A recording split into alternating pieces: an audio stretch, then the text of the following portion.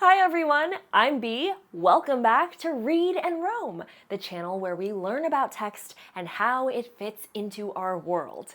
I was just reading a comic and found something cool to show you. Check out this page. Notice how it's just characters talking? It reminded me of how we can learn so much about a character through their words. That's what I want to teach you today. Let's get into it.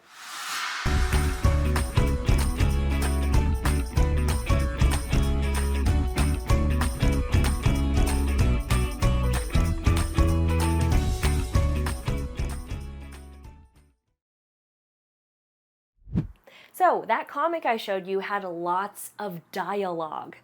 Dialogue is what characters say out loud in a story. In a comic, authors use pictures and speech bubbles to show characters talking. But how do you know when a character's talking in a story with just text? Take a look at this passage. Mia noticed Ben sitting alone, so she walked over to him. "Hey Ben, come have lunch with me," Mia said. "I saved you half of my sandwich." Ben smiled. "Thanks, Mia," he replied. What do you notice?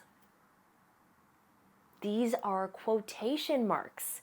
Quotation marks are punctuation at the beginning and end of what someone says to show dialogue. You'll also notice the phrases "Mia said" and "he replied." These are called speaking tags. They tell us who is talking and sometimes how they're saying something. Authors use dialogue for many reasons. The obvious one is that the story would be pretty hard to follow if the characters didn't say anything.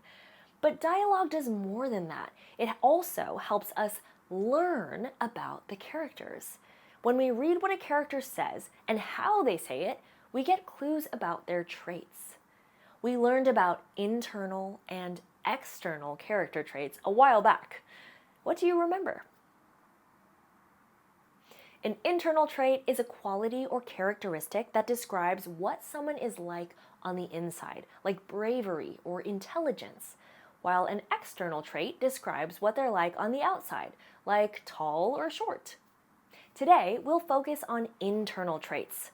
Let's check out that text again to see what Mia's dialogue tells us about her internal traits. In the text, Mia says, "Hey Ben, come have lunch with me," and "I saved you half of my sandwich." What does this tell us about Mia? To help us figure this out, we can make inferences. When you infer, you use clues from the text and what you already know to make a good guess about something. So what can we infer about Mia's traits from her dialogue?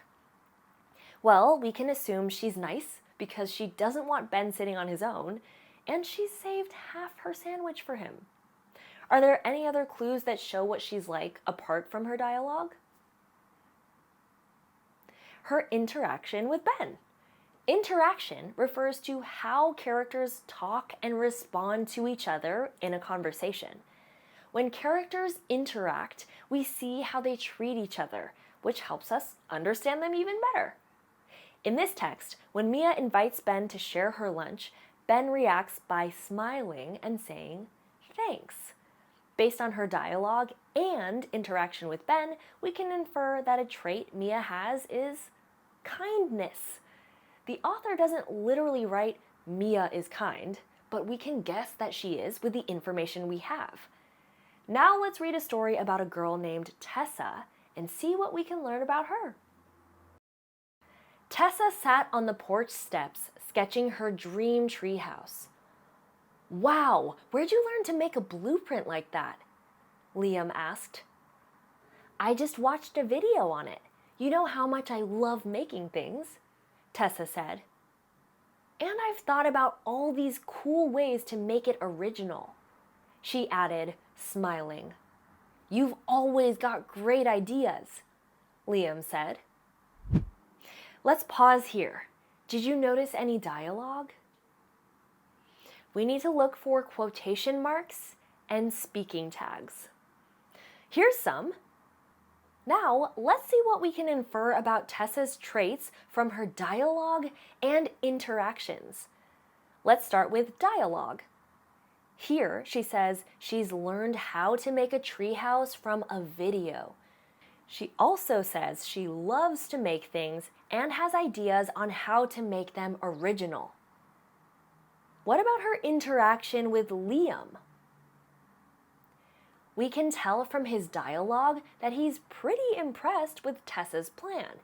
He says, "Wow," here, and later he says she has great ideas. So, what can we infer about Tessa? I'd say the trait revealed here is creativity, since she has interesting ideas and likes to create original things. Ready for part 2? Let's keep reading. Later that week, Tessa stood in the backyard with her dad. "Pass me that wood. That exact piece needs to go right here," she demanded. Her dad chuckled. "Want to take a break?"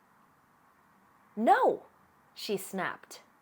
"The treehouse has to be perfect, so we need to keep working. We can't make any mistakes." Let's stop for a second. Notice any dialogue? Pause the video to highlight it. Remember to look for quotation marks and speaking tags. Let's check. Here's all the dialogue in this part. What does it teach us about Tessa? Do you think she's enjoying making the treehouse? Nope, she seems pretty frustrated.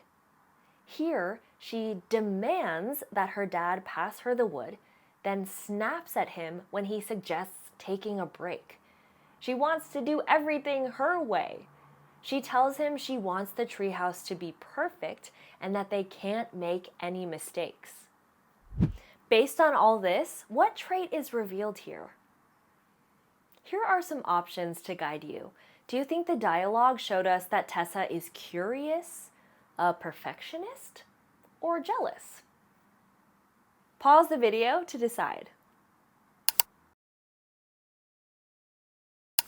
The answer is a perfectionist. Tessa focuses on making sure everything's perfect and gets frustrated when it's not. Now, let's read the last part of the story. The next day, Tessa was working on the treehouse, this time with a better attitude. "You've been working all day," her mom said. "I know," Tessa said proudly, "but I'm finally getting somewhere." She stepped back to admire her progress. "I'll get it done no matter how hard it is." Now it's your turn. Highlight the dialogue, then infer what it shows about Tessa by recording a trait she has. Remember to look at what she says, how she says it, and her interactions with other characters. Pause the video now.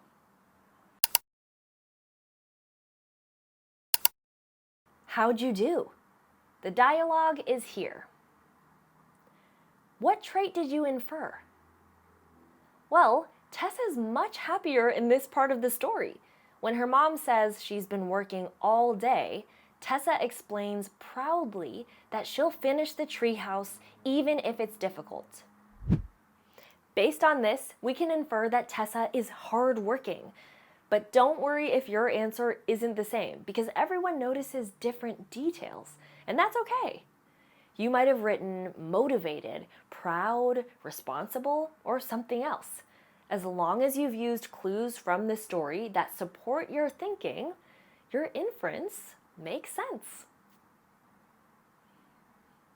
Today, we explored how a character's dialogue can help us understand them better. And this is true in real life too. The words our friends and family use help show us who they are. If a friend says, "I'll help you," you may infer they're helpful. If your sister says, "I'll go first," before trying something new, you might think she's brave. The more you practice, the better you'll understand characters in stories and the people around you too. Alright, I'm going to get back to my comics. Remember, where there are words, there's a world to explore. See you next time. Hey, hey.